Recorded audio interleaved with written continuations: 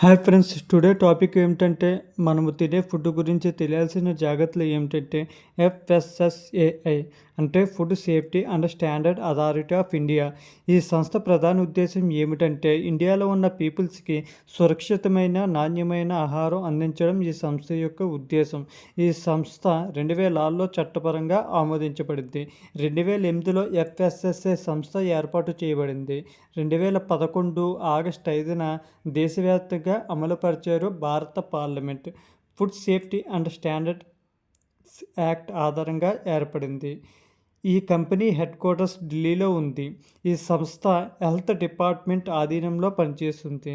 ఈ సంస్థ ప్రధాన కర్తవ్యాలు ఏమిటంటే మార్కెట్లో విక్రయించే ఆహారం సురక్షితంగా ఉందా లేదా అని తనిఖీ చేయడం, ఆహార ఉత్పత్తులపై లేబుల్స్ అండ్ ప్యాకింగ్ పోషక వివరాలు ఉన్నాయా లేదా చూడటం, ఎఫ్ఎస్ఎస్ఐ లైసెన్స్ మరియు రిజిస్ట్రేషన్ అయి ఉండాలి, ఆహార నాణ్యత కోసం పరీక్షలు నిర్వహించడం, వినియోగదారులలో ఆరోగ్య అవగాహన పెంచడం.